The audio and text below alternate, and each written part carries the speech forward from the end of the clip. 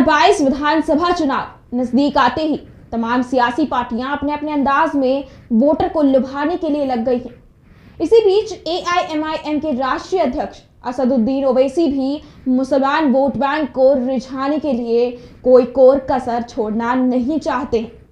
असदुद्दीन ओवैसी ने शुक्रवार को उत्तर प्रदेश की राजधानी लखनऊ में centre for development policy and practice के स्कॉलर्स के साथ कॉन्फ्रेंस करके एक रिपोर्ट पेश की, जिसमें यूपी के मुसलमानों से जुड़े तमाम मुद्दों को संजीदगी से उठाया गया है।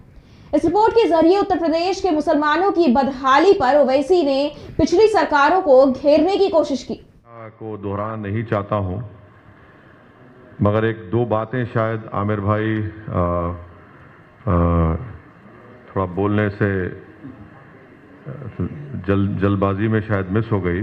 उसमें यह कि मुस्लिम ओबीसी समाज का जो डेटा है गवर्नमेंट एम्प्लॉयमेंट में, उनको भी उसमें शेयर नहीं मिल रहा है। जो मुस्लिम ओबीसी को रिजर्वेशन मिलता है, जो आप देखेंगे रिपोर्ट के पेज नंबर 15 पर है, उसको आप देख लीजिए। और पेज नंबर 16 पर एक और बात जिसका जिक्र मैं करना ज़रूरी समझता हूँ, वो ये है कि 1834 जो यूनिवर्सिटी टीचर्स काम कर रहे हैं स्टेट यूनिवर्सिटी में, स्टेट यूनिवर्सिटी जो उत्तर प्रदेश में है, उसमें से सिर्फ 57 मुसलमान हैं, यानी 3.11। और जो 727 असिस्टेंट प्रोफेसर्स जो यूपी हायर एजुकेशन कमीशन है, जिसमें से 149 पोस्ट ओबीसी के लिए रिजर्व्ड है, उसमें से सिर्फ 4.6% मुसलमान हैं। तो ये दो तीन चीज़ें थी, आप ज़रूर, और हमारे जर्नलिस्ट दोस्तों को शौकत साहब और आसिम अख्तर साहब ने आपके व्हाट्सएप नंबर पर इस रिपोर्ट को भिजा दिया है। और जो हजरात को ये रिपोर्ट नहीं मिली, जो मोअज़्ज़िज़ हजरात आए हुए हैं, अगर आप अपना नंबर हमारे जिम्मेदारों को दे दें तो इंशाल्लाह वो रिपोर्ट आपको व्हाट्सएप पर हम लोग रवाना कर देंगे। और फिर लखनऊ में असदुद्दीन ओवैसी के साथ सीडीपीपी ने अपनी रिपोर्ट पेश करते हुए उत्तर प्रदेश के खास तौर से मुसलमानों के मसाइल पर विशेष जोर दिया। इस दौरान रिपोर्ट में स्कॉलर्स ने मुसलमानों की शिक्षा, स्वास्थ्य, रोजगार और उनसे जुड़े कई अहम पहलुओं को उजागर करने की कोशिश की। इस रिपोर्ट की माने तो दूसरे प्रदेशों के मुकाबले यूपी में कुछ ज्यादा ही मुसलमान बदहाली का शिकार हैं। मुस्लिम समुदाय की इस बदहाली पर एआईएमआईएम के राष्ट्रीय अध्यक्ष असदुद्दीन ओवैसी मौजूदा सरकार और पिछली हुकूमतों पर भांडा फोड़ते नजर आए। क्या बता है कि उत्तर प्रदेश के मुसलमानों के डेवलपमेंट के लिए स्कूल्स ज्यादा खोले जाए, ताकि इनका जो ड्रॉप आउट रेट है एजुकेशन को आते आते, वो उसको कम से कम उसका आधा तो रहे। ये तो माने 4% क्या बताता है। बैंक ज्यादा खोले जाए मुस्लिम इलाकों में। तीसरे ये कि जो अगर उत्तर प्रदेश से जो माइग्रेशन होता है, पलायन होता है, जो लोग बाहर जाते हैं, उसमें 51% मुसलमान सबसे ज्यादा जाते हैं प्रदेश को, उत्तर प्रदेश को छोड़कर। उनके लिए सरकार कोई स्कीम नहीं बनाती है। ये 3-4 चीजें हैं जिसके ऊपर हर पॉलिटिकल पार्टी को सोचना जरूरी है। तो ये एक मकसद था इन 3-4 अहम चीजों को सामने लाने का। मैं बहुत सी बातें पॉलिटिकल कर सकता हूं, मगर जब हमारे जिम्मेदार स्कॉलर्स यहाँ बैठे हुए हैं, उन्होंने डेटा के जरिए उन तमाम बातों को बता दिया कि उत्तर प्रदेश के मुसलमानों के साथ नाइंसाफी भी हुई और डेलिबरेटली उनको बैकवर्ड रखा गया। और चाहे सरकार किसी पार्टी की हो, उन्होंने उत्तर प्रदेश के मुसलमानों को उठाने के लिए कोई काम नहीं किया और सिर्फ डराकर। उन्होंने कहा कि मौजूदा सरकार मुसलमानों के खिलाफ नफरत फैला रही है। यूपी के मुसलमानों के साथ तुष्टीकरण नहीं हुआ है, बल्कि बेहद नाइंसाफी हुई है। उन्होंने आरोप लगाते हुए कहा कि मैंने पार्लियामेंट में मदरसा शिक्षकों के वेतन का मुद्दा उठाया था, जिस पर अब तक कोई सुनवाई नहीं हुई है। निकालती हो, जनता को धोखा देने के लिए निकालती है।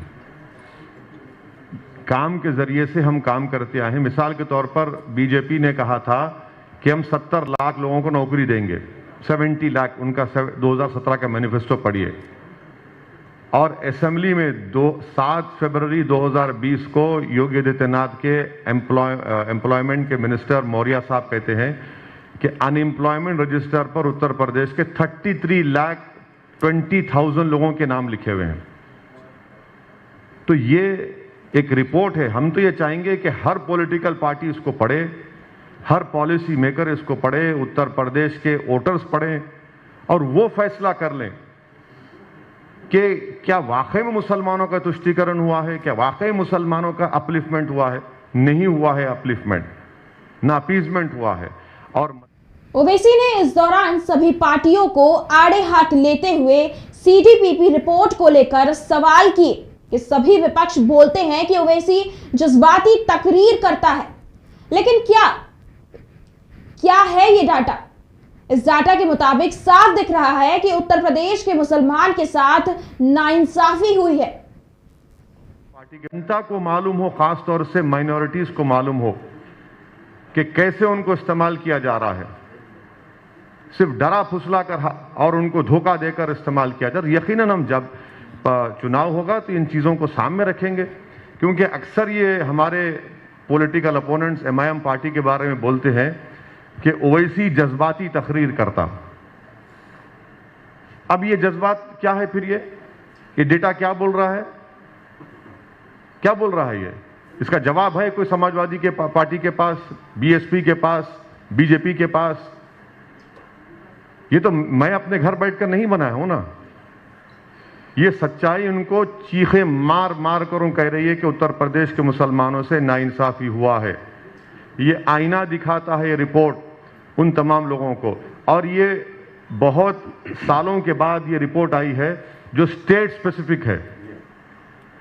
Sachar committee, Kundu committee, Ranganath Mishra commission, वो पूरे मुल्क के लिए थी। ये स्टेट स्पेसिफिक एक रिपोर्ट है ये। सर, चुनावों से पहले, ठीक पहले, हाँ, टाइमिंग पर भी सवाल उठेंगे कि हाँ बिल्कुल बिल्कुल, हाँ बिल्कुल। ये बाराबंकी से हमारे सहयोगी मोहम्मद इमरान की रिपोर्ट। पॉलिटिक्स क्या है?